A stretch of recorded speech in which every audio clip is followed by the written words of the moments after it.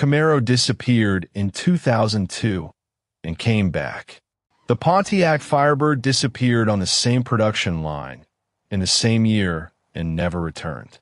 For 35 years, it had survived fuel crises, falling horsepower, changing fashion, and 4 radically different bodies. In the end, performance was not what killed it. The Firebird arrived for 1967, after Ford's Mustang had transformed the American market and Chevrolet had answered with the Camaro.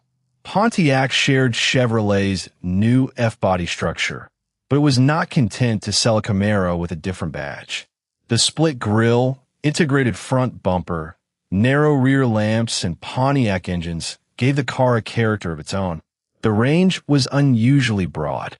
A buyer could choose an economical 6-cylinder car, a lively Sprint, or move through a ladder of V8 power all the way to the Firebird 400.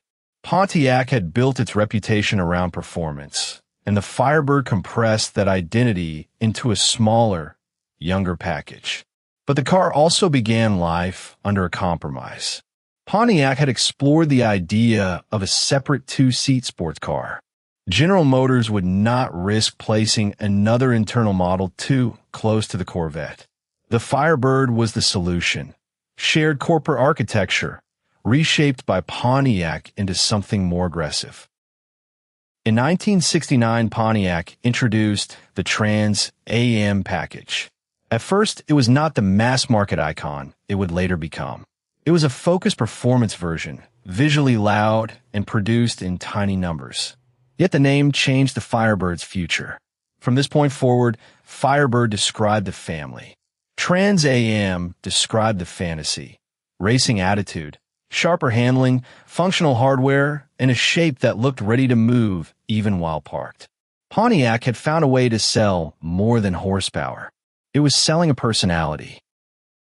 The second generation arrived for 1970 with a lower, longer, and far more dramatic body.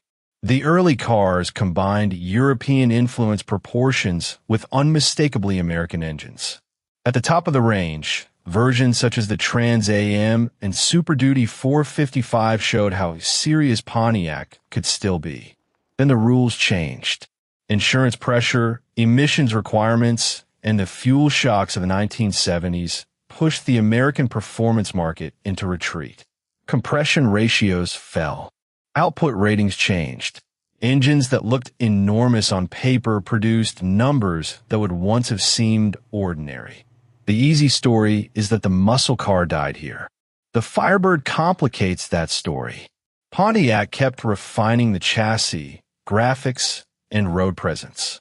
As outright power became harder to advertise, the Trans Am grew more theatrical. The hood bird expanded. The spoilers became part of the silhouette. The car stopped looking like a restrained sports coupe and became a rolling emblem.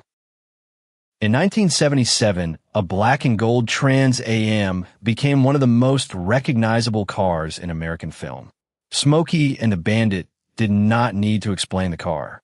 The long hood, gold wheels, T-tops, and enormous bird already communicated rebellion. The timing was remarkable. This was an era supposedly hostile to muscle cars. Yet the Trans Am became a cultural object larger than its specifications. People did not only want its performance. They wanted the identity attached to it. Highway freedom, CB Radio America, and a machine that looked like trouble before the engine started. The Firebird had survived the decade by changing the definition of performance. Speed still mattered. Theater mattered just as much. For 1982, the Firebird changed again. The third generation was lighter, cleaner, and far more aerodynamic. Its wedge profile, hidden headlamps, and glass rear hatch belonged to a new technological decade. Early performance was modest, but the platform itself was capable. Electronic fuel injection improved. Tuneport V8S arrived. Chassis development gave the car a modern balance that the heavy machines of the previous decade could not match. By the end of the 1980s, the Firebird was again becoming genuinely fast. Television turned the shape into another kind of icon.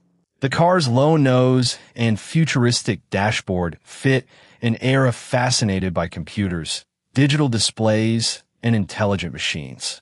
Once again, popular culture amplified what Pontiac had designed. The fourth generation arrived for 1993. Its curves were controversial, but underneath them was a serious performance car. Rear-wheel drive, a live rear axle, available 6-speed manual transmission, and V8 power connected to the Corvette family.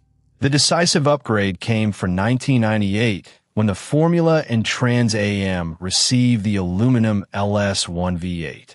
The final Firebirds were not fading relics.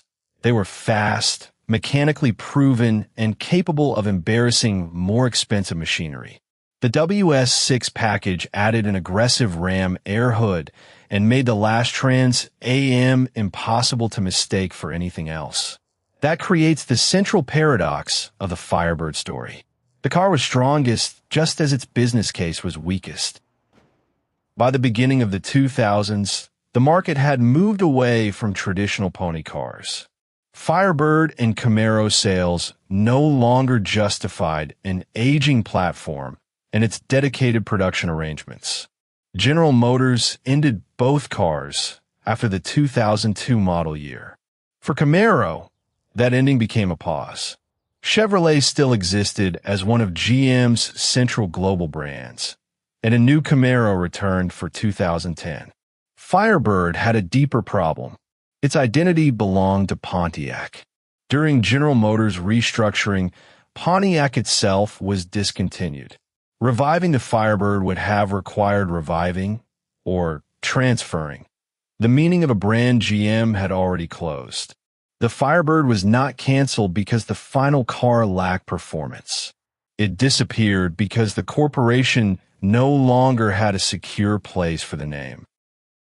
The Firebird lasted 35 years because it repeatedly changed without losing its central promise. It could be elegant, excessive, digital, or brutally mechanical, but it was always Pontiac's more theatrical answer to the pony car formula. Camaro returned.